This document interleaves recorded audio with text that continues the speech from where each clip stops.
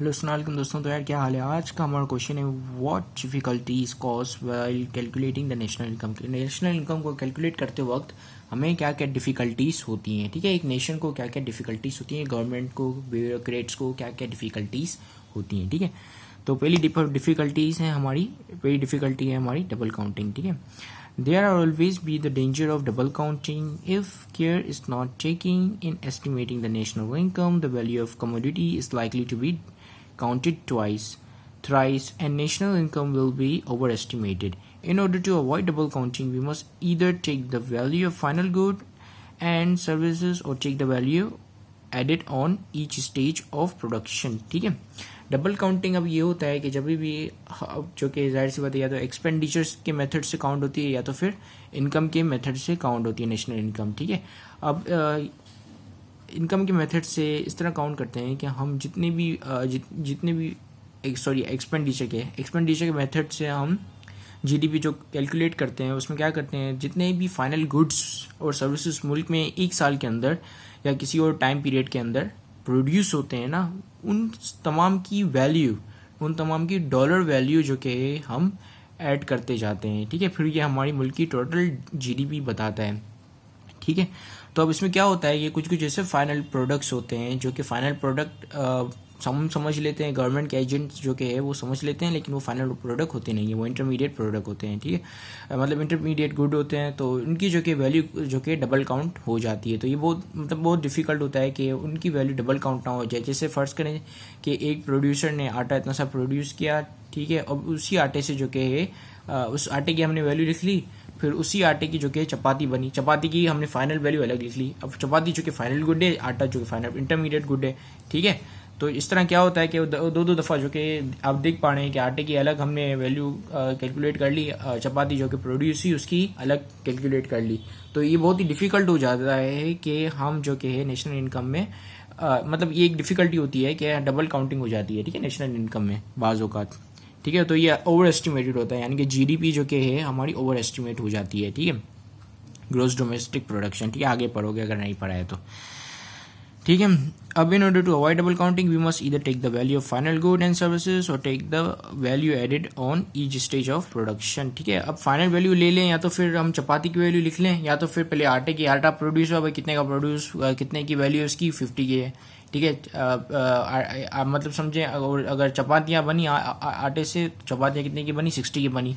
ठीक है, आटे के 50 रुपये लिखे, चपाती के 10 रुपये लिखे। ठीक है, तो ये हो गई वैल्यू एडेड। ठीक है, ये हो गई हमारे कितने हो गए, पूरे 60 रुपीज़ हो गए। ठीक है, अब फ़र्ज़ करें हमने आटे की वैल्यू नहीं ली, या तो फिर दूसरा तरीका ये है कि आटे की वैल्यू ना लें, सिर्फ चपाती की वैल्यू ले लें 60 रुपीज़। ठीक है, तो इस तरह जो कि या तो फिर value added each stage of production पे हमने जो कि वैल्यू उसकी ऐड करते जाएं, या तो फिर जो फाइनल गुड बने उसकी वैल्यू लिख लें। ठीक है, इसको अवॉइड करने के, डबल काउंटिंग को अवॉइड करने के ये तरीके हैं।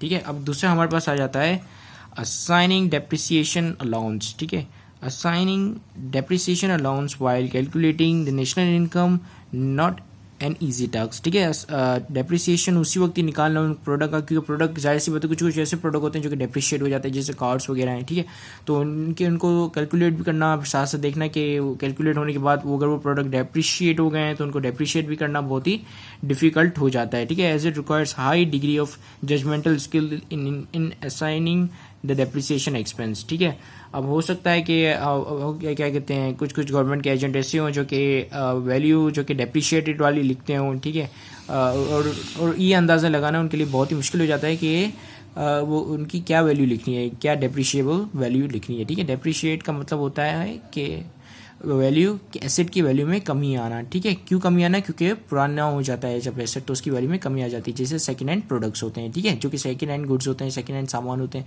तो उनकी वैल्यू कम हो जाती है। क्यों कम हो जाती है, क्योंकि उस प्रोडक्ट के अंदर जो कि है पुरानगी आ जाती है। पुरानगी को अगर हम इंग्लिश में ट्रांसफर करें, इंग्लिश में अगर ट्रांसलेट करें तो उसका मतलब है डेप्रिसिएशन। ठीक है, एक होता है एप्रिसिएशन। ठीक है, लोग कहते हैं कि लैंड हमेशा एप्रिशिएट होता है। ठीक है, जो कि ट्रू है। तो एप्रिसिएशन का मतलब होता है इन फाइनेंस कि किसी भी एसेट की वैल्यू में इंक्रीज आना। ठीक है, और डेप्रिसिएशन का मतलब ये होता है कि किसी भी एसेट की वैल्यू में डिक्रीज आना। ठीक है, अब तीसरी हमारे पास डिफिकल्टी है ट्रांसफर पेमेंट।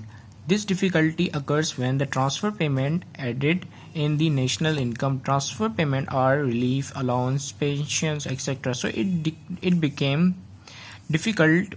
become को मैंने D को मैंने यहाँ पर B को मैंने यहाँ पर D बना दिया है, ये became है, ठीक है.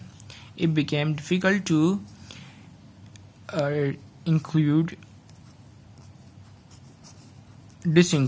disinclude the transfer payment from national income. ठीक है, अब क्या होता है कि ट्रांसफ़र पेमेंट ऐसी पेमेंट होती है जो कि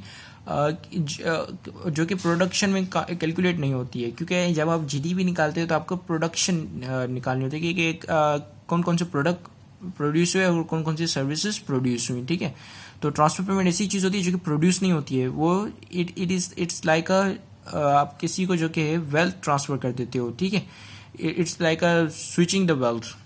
ठीक है, वेल्थ क्रिएशन ऑफ वेल्थ और ट्रांसफरिंग द वेल्थ में डिफरेंट होता है. ठीक है, ट्रांसफर पेमेंट आता है ट्रांसफरिंग ऑफ वेल्थ में. जैसे आपके पास अगर कार है तो आपने जो कि है सेकेंड हैंड कार है, ठीक है, आपने जो कि किसी और को भेजी तो वो नेशनल इनकम में नहीं आएगा. लेकिन अगर कार जो कि है फैक्ट्री ने प्रोड्यूस की, नई कार प्रोड्यूस की और वो बिकी तो फिर वो आएगा. अब क्या होता है बाजू का कि नेशनल इनकम में जो कि ट्रांसफर पेमेंट भी आ जाती है. अब इनको निकालना, ये आ तो जाती है लेकिन इनको निकालना बड़ा मुश्किल हो जाता है, तो ये भी एक डिफिकल्टी है. ठीक है, ignorancy and illiteracy. ठीक है, in the short run organization there are mostly illiterate entrepreneur who do not make an account, who do not make an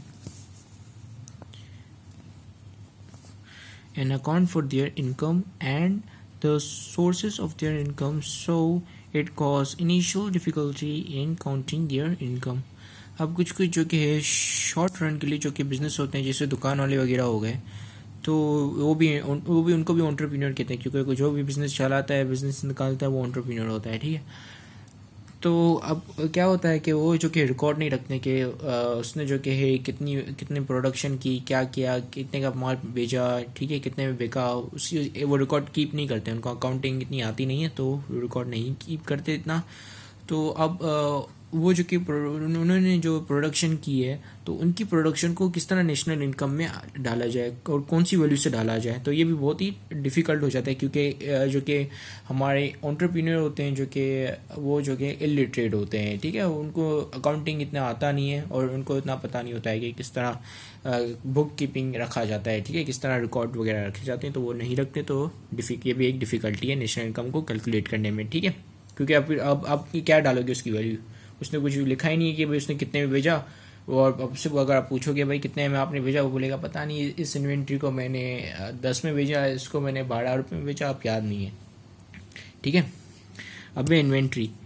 It is not easy to calculate value of raw materials, semi-good and final good in the custody of producers. Therefore, it creates problem.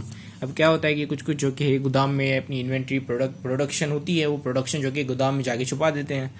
अब जो कि है calculate करने के लिए आओ तो उसकी जो प्रोडक्शन हुई है उसकी कॉस्ट डॉलर वैल्यू जो कि उसकी वैल्यू कैलकुलेट करने के लिए आओगे, वो बोलेगा भाई इतना प्रोडक्शन हुए, और उसको थोड़ी कहीं परवाह है कि मुल्क की जो कि जीडीपी है वो सही तरह मतलब एक्यूरेट हो ना हो. ठीक है, वो तो बता देगा भाई इतना हुआ है, अब मेरी जान छोड़ो और मुझे बिजनेस करने दो. ठीक है, तो ये भी एक बहुत ही बड़ी डिफ़िकल्टी होती है कि जब वो कस्टडी में रख देते हैं, अपने गोदाम में रख देते हैं और बताते नहीं हैं, तो नेशनल इनकम जो कि ओवर एस्टिमेटेड या अंडर एस्टिमेट हो जाती है. ठीक है, अब भाई आखिरी डिफ़िकल्टी हमारी price level changes. National income always calculated in term of money and money itself can be remain stable.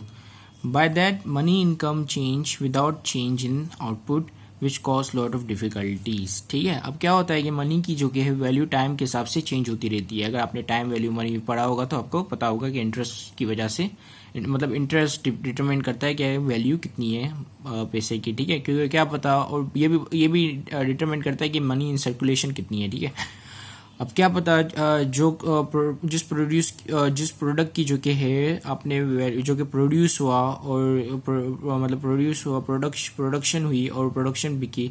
ठीक है, आपने उसकी जो कि 300 लाख रुपीस आपने वैल्यू लगा ली. अब क्या पता वो जो कि 3 लाख मनी की वैल्यू में लगता है कि डॉलर अमाउंट आप लिखते हो, क्या पता वो अमाउंट जो कि है वो अमाउंट वो उस प्रोडक्ट की अमाउंट बढ़ जाए, मतलब कि वो बिकने के बाद उसकी अमाउंट 4 लाख हो जाए और आपने जो कि अमाउंट लगाई वो 3 लाख हो जाए, क्योंकि आपकी मनी की वैल्यू जो कि है, मनी की वैल्यू वो कम हो जाए।